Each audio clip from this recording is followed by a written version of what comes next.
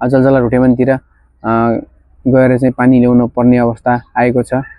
स्वयं म पनि नयाँ वर्षमा घर गएको बेला चाहिँ मैले पनि चाहिँ रोटेमन जलजलादेखि चाहिँ पानी बोकेर लिएको छु। दर्शकवृन्द नमस्कार अनि हार्दिक स्वागत छ।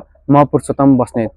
यति बेला हजुरहरूले यो भिडियो सिमताले ब्लग्स फेसबुक पेज मार्फत हेर्दै रहनु भएको छ होला। हजुरहरूलाई लाग्न सक्छ फेरि पनि के भिडियो लिएर उपस्थित भयो भनेर लाग्न सक्छ।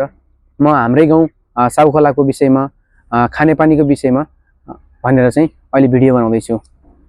विगत 8-10 दिनदेखि चाहिँ हाम्रो खानेपानी चाहिँ गाउँमा आएको छैन।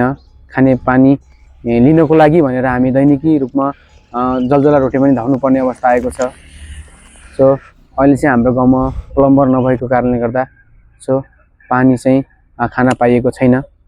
पानी चाहिँ बोकेर आधी 1 घन्टा लाग्ने बाटो हिँडेर चाहिँ पानी बोकेर खानुपर्ने अवस्था आएको छ।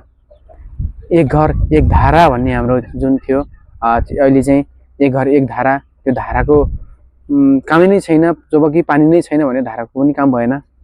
सो पानी छैन, यस सम्बन्धी चाहिँ हाम्रो जनप्रतिनिधि गाउँको लगायत हाम्रो खानेपानीको समितिले विशेष ध्यान दिन जरुरी छ। गम्भीरपूर्वक सोच्नु होला।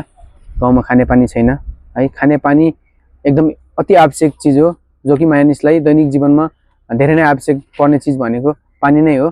सो पानी एकदम धेरै आवश्यक पर्छ। अहिले चाहिँ गर्मीयामको समय छ। सो यो समयमा चाहिँ पानी एकदम धेरै आवश्यक पर्छ। गाई भैँसी लगायत मानिसहरूलाई एकदम धेरै प्रयोग हुने भनेको पानी नै हो। सो पानी छैन, त्यो कारणले गर्दा म एउटा भिडियो बनाउँदैछु। हाम्रो गाउँमा जति पनि दाजुभाइहरू हुन्छ, स्वदेश तथा विदेशमा छरिएर बस्नुभएका सम्पूर्ण दाजुभाइहरूलाई म के भन्न चाहन्छु भने हजुरहरूको गाउँघरतिर पानी छैन। हजुरहरूले घरतिर सोध्न सक्नुहुन्छ पानी छ कि छैन भन्ने विषयमा। घरतिर पानी छैन, जतिसक्दो यो भिडियोलाई सेयर गर्नुहोला। छिटोभन्दा छिटो हामीले अब खानेपानी छिटोभन्दा छिटो सहज वातावरणले खानेपानी उपलब्ध गराइदिनु पर्ला भनेर चाहिँ म यो भिडियो बनाउँदैछु। हाम्रो खानेपानीको समितिसम्म पनि यो भिडियो पुगोस् र हाम्रो जनप्रतिनिधिले पनि यो भिडियो हेर्नुहुन्छ होला पक्कै पनि। उहाँले पनि यस सम्बन्धी एकदम गम्भीरपूर्वक ध्यान दिनु होला भन्न चाहन्छु। खानेपानी छैन है। पानी बोकेर पनि कति दिन बोकेर खान सकिन्छ र पानी, त्यही पनि टाढा गएर घर नजिक पनि पानी छैन। सो हामीले रोटेमनी जलजला धाउनु पर्ने अवस्था आएको छ। टाइममा चाहिँ पानी नभएर चाहिँ मूल सुक्खा भएर चाहिँ पानी नै आउँदैन थियो भने अहिले चाहिँ यो गर्मीयामा पनि वर्षा भइरहेको छ। सो पानी पनि प्रशस्त मात्रामा छ मुहानमा।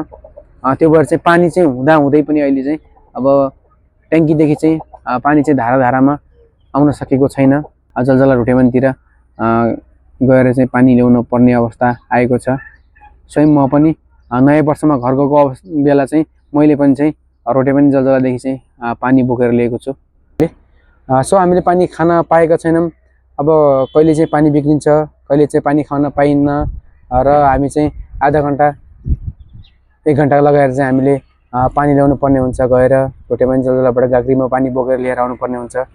बोकेर लिएको पानीले कति नै हुन्छ र है। कोहीले तर मुग्रा पिपलभुकदेखि पानी बोकेर खाने गर्नु भएको छ भने कोहीले रोटेमनी जलजलादेखि पानी बोकेर खान बाध्य हुनुभएको छ। यो भिडियो मैले हजुरहरूमा संप्रेषण गर्दैछु।